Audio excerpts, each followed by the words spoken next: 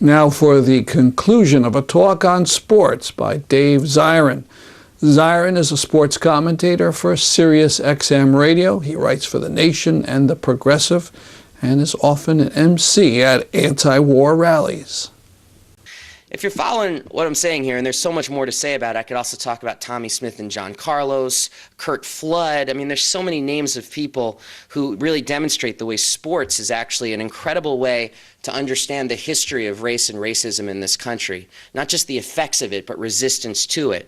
I also would argue that it's an incredibly effective way to understand the history of gender in this country. And if you look at the history of women in sports, it's a fascinating story. Like, for most of the history of organized sports, and particularly at the start in the late 19th century, sports was something that women were simply denied. I mean, not all women. For upper class women, for very wealthy women, they had access to sports through country clubs, but it wasn't exactly some Shangri-La for wealthy women either. They basically had access to two sports. One was golf, which, as we said, not a sport, and the other was tennis. Now, the problem with tennis was that at the time you had to wear a uniform if you were a woman playing tennis, whether you're talking about Wimbledon or at the country club, and it involved having to wear a corset.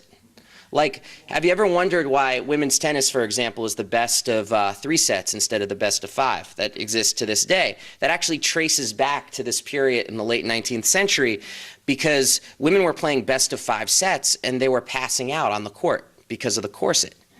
And the people who ran tennis got together for the official matches like Wimbledon, and they said, what are we going to do here? Women are passing out on the court. They said, should we get rid of the corset? No, let's keep the corset, but let's make it best of 3 sets instead of best of 5. Less chance of anybody collapsing and dying. And the corset became actually what women wore to play in Wimbledon, in all the big matches, French Open, everything, until a 15-year-old in the early part of the 20th century named Lottie Dodd. She got a corset exemption, and she was able to wear her schoolgirl uniform on the court, and she won. And when she won, in her victory speech, she made a plea to lose the corset because she said the tournament would have been so much more competitive if women had access to breathe. So that's what changed that. But once you get beyond upper class women, as sports became organized, as things like the public school athletic leagues and the YMCAs formed, all of which were actually underwritten by and I talk about this in the book, by the big industrialists in this country, the Rockefellers, the Goulds, the Vanderbilts. They underwrote those because they saw sports as being a way for new immigrants who are coming to this country to become Americanized. They saw it as absolutely crucial to that process, but it was boys who were given that option, not young girls. And a whole cottage industry of quack science developed, and religious science, which was actually a phrase that those two words should never be together, but religious science developed as well, to say that sports could cause women to become, I mean, anything you could think about, could become infertile, become nymphomaniacs, everything short really of growing a tail. I want to it's the hysteria of some of the writings is really striking. Here's what one writer wrote in a 1878 edition of the American Christian Review, which diagrammed the 12-step downfall of any woman who dared engage in the sinful world of croquet. And it's a truly a slippery slope. So let me just do the 12 steps here. This is like serious, respected writing at the time too. And now we chuckle. So step 1, social party. Step 2, social and play party. Step 3, croquet party. Step 4, picnic and croquet party. Step 5, picnic, croquet, and dance. Step 6, absence from church. How'd that happen? Step 7, immoral conduct. Step 8, exclusion from the church. Step 9, this one's my favorite, more croquet. Step 10, poverty. I got poor all of a sudden. That's terrible. Step 11, shame and disgrace. Step 12, ruin. You thought it was just croquet. Now, this was an argument, of course, about so much more than croquet. It was the argument about the very values of sport that they were saying were so important for working class and immigrant boys that they didn't think girls should have access to. Because sports was supposed to promote competitiveness and toughness and preparing young white youth, young immigrant youth for leading the new American century. and women were not to have access to those ideas and those ideals.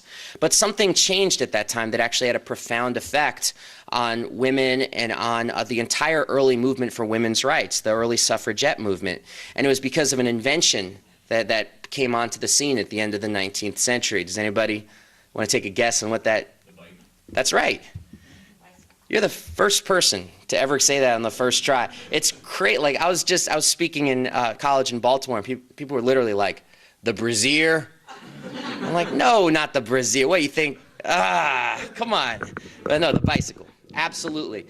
I mean, early suffragette, Elizabeth Cady Stanton, she wrote, "Many a woman is riding to suffrage on a bike." Susan B. Anthony said, "The invention of the bicycle has done more for women's liberation than any struggle I've ever been a part of." I mean, for a lot of very basic reasons. I mean, it gave women access to exercise. It gave women access to individual empowerment. And you know what? You can't wear a corset or a hoop skirt when you ride a bike. So the necessity of actually having to ride it meant ridding yourself of the restrictive clothing that was seen to be so important of being a woman. But at the same time, the science community once again rose up courageously to stop the scourge of women riding bicycles.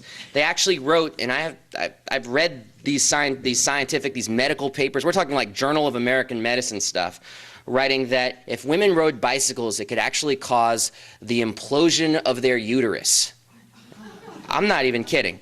And I mean, there should be a women's punk band called Imploding Uterus, I think.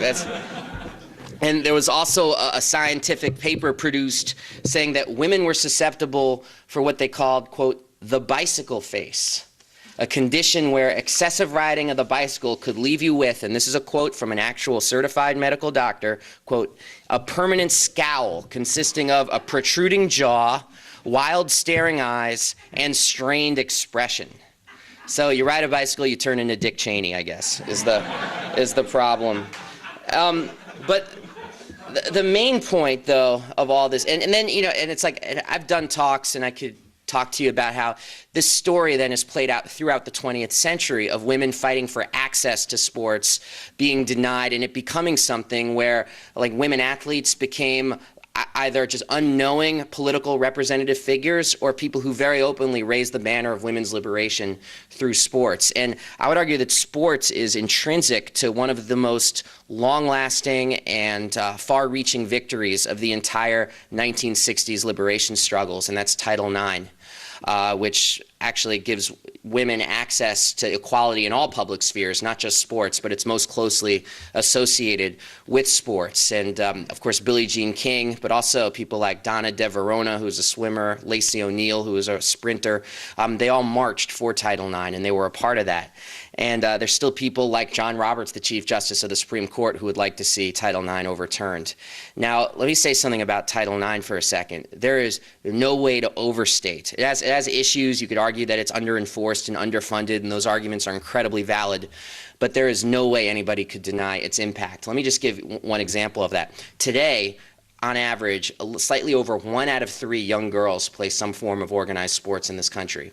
Before Title IX was passed, it was 1 out of 29 played some form of sports. Young girls who play sports are less likely to have eating disorders, less likely to end up in abusive relationships, less likely to have addictions to drugs or alcohol in their early teenage years. So you're talking about a reform that's literally affected positively the lives of tens of millions of people, and it's something the Chief Justice of the Supreme Court wants to overturn.